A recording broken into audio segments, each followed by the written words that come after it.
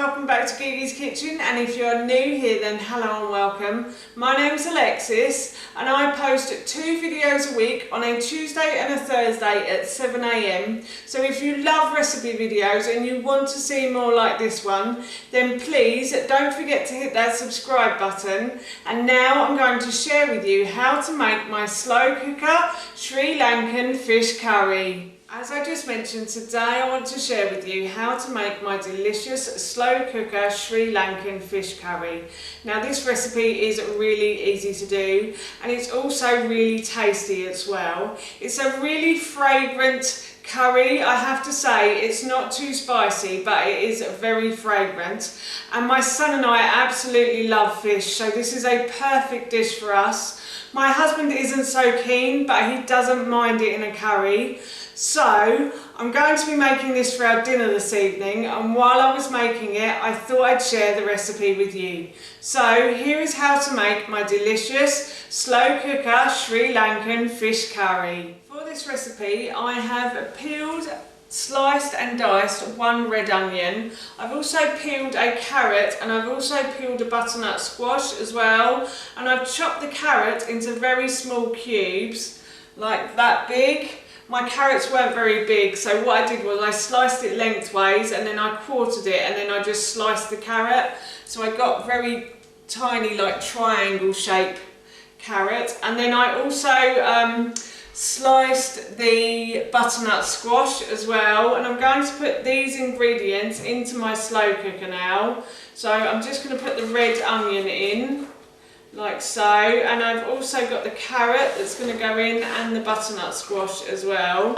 And then I'm also going to add in some cardamom pods. Now cardamom pods are the thing that gives this the fragrance.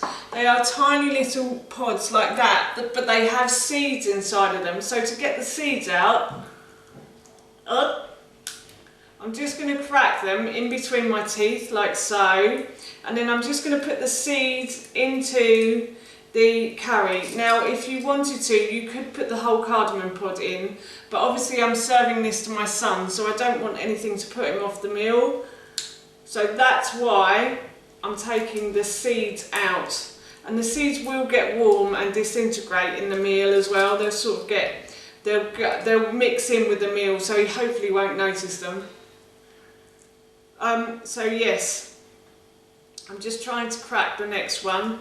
This is a really great way. I also do this when I'm cooking my millet porridge, and I think I've done a recipe on that. If I can find it, I'll link it in the description box below for you. But actually crack open the cardamom pods. I do think though it does taste nicer with the cardamom pods in. It gives it more fragrance if the pod is in as well. But unfortunately, as I said, my son would probably stop eating it if he found a pod in his dinner. So I'm going to crack mine for now. So yes, and then I have a litre of chicken stock. You can use fish stock or you could use vegetable stock as well. And I'm just going to put that in.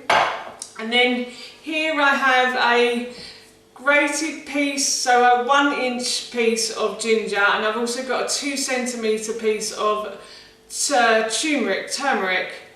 So if you wanted to, you could use dried, and if you are using dried, then I would suggest you use probably about 1 to 2 tablespoons of each of those spices. Teaspoons, sorry. I'll get my words out at some point today. And then I'm going to be using a teaspoon of mild chili powder as well, so I'm just going to put that in.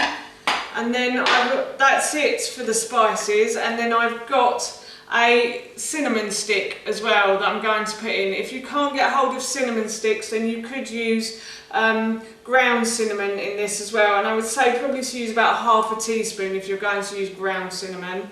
And then finally, all I'm going to do is add my coconut cream to this as well. So I'm going to add about 100 ml of coconut cream, so about half of this packet. And then I'm going to mix these around. I've just got to go and get a spoon. So I'm just mixing these around now, and I'm just going to make sure everything is well mixed together in here. And then I'm going to put my lid on, and and I'm going to cook this for probably about 6 hours on low, or you can put it on for 3 hours on high, and then at the end of the cooking process I'll show you what I'm going to do with the fish. So I've just remembered that I've forgotten to add a little bit of salt and pepper to this meal as well. So I'm just going to sprinkle in some pepper, and I'm also going to put a pinch of salt or two in as well. And then, as you can see, I've plugged it in at the wall and I've turned it on. So I'm just going to put the lid back on, and I'm going to leave this to cook now. The basis for my fish curry has been cooking away for about 6 hours now. So what I'm going to do is I'm going to add in my fish. So I've got about 500 grams of basa. I've never tried this with salmon or any other fish, but cod I think would be alright. I'm not too sure about salmon in this though. So yeah, I've got about 500 grams of basa that I'm just going to add in. And I'm going to put the lid back on and let this cook now.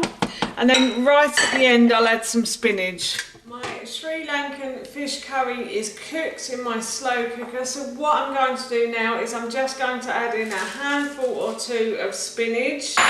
And I'm just going to let that wilt down. I'm going to mix that round with my serving spoon.